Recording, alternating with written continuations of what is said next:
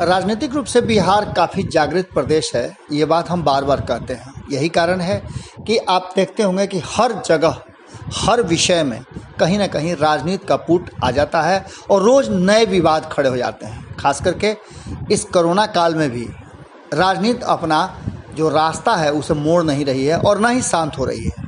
आपको बता दें कि कोविड में सेवा करने के नाम पर भी राजनीति होती है। आपको पता है कि किस तरह से सेवा करने के नाम पर पिछले एक सप्ताह तक जम करके बवाल हुआ। पप्पू यादव की गिरफ्तारी हुई और उसे कहा जाने लगा कि एक सेवक की गिरफ्तारी सरासर गलत है, लोग उसके साथ आए, कई लोग विरोध में भी आए और अब ये मामला शांत हुआ नहीं था कि दूसरा मामला सामने आ गया।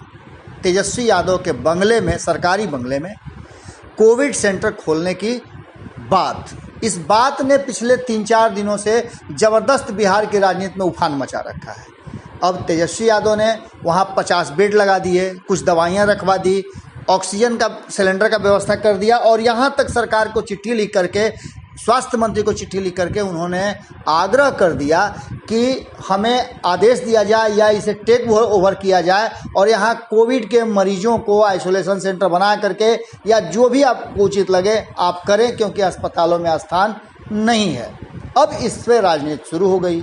हालांकि तेजस्वी यादव ने इसको राजनीति से कहा कि हम अलग रखते हुए सरकार का हेल्प करना चाहते हैं और ये बंगला चूँकि इस पर अभी कोई काम नहीं हो रहा है, इसलिए यहाँ ऐसी व्यवस्था की जा सकती है। उसके बाद से शुरू हो गया कि तेजस्वी यादव अपने बंगले पर क्यों नहीं कर रहे हैं, जो उनके जिस बंगले को लेकर के विवाद हुआ उस बंगले को क्यों नहीं कर रहे हैं, राबड़ी देवी के बंगले को क्यों नहीं कर रहे हैं। इसके अलावे सुशील मोदी सामने आ गए। सुशील मोदी का आना लाजमी था क्योंकि बहुत दिनों तक इस बंगले में सुशील मोदी रहे थे और सुशील मोदी को कैसे मंजूर हो जाए कि इस मामले पर विवाद नहीं हो। बंगले का विवाद तो बहुत पुराना है। इससे पहले आपको पता है कि जब उप मुख्यमंत्री थे तेजस्वी यादव और सुशील मोदी नेता प्रतिपक्ष थे, तब उन्होंने क्या किया था, साफ तौर पे बंगले विवाद को करके तेजस्वी यादव को बंगला खाली करवाया था और उसी बंगले में वो शिफ्ट हो गए थे।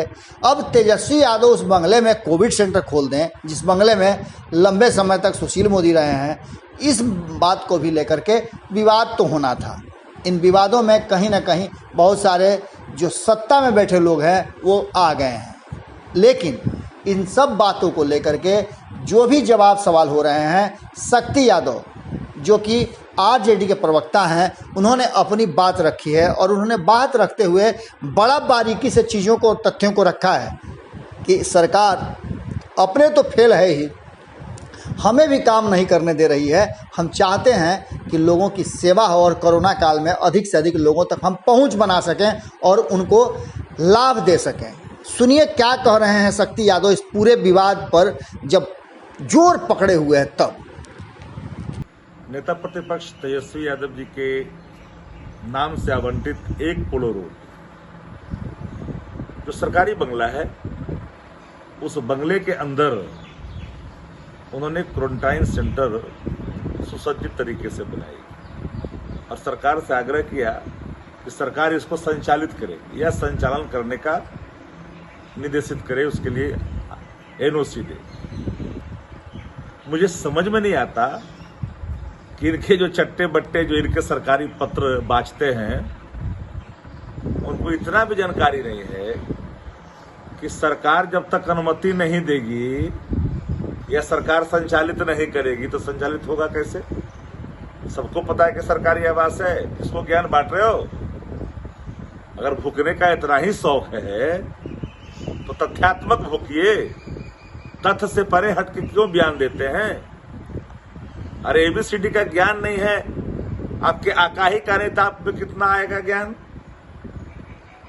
हम नेता प्रतिपक्ष ने एक रोल मॉडल स्थापित किया, जानकारी नहीं है कि सरकारी आवास है, बताना पड़ेगा आपको। इसके अंदर ना संचालित करने के लिए जगह मुहैया हुई है ना कि हमारे यहाँ आप करिए, हम सुसज्जित करके दे दिया है, आप इसको संचालित करिए, संचालित करने का परमिशन दीजिए। तो आपदा का नियम पढ़ा रहे हैं, जानकारी नहीं है।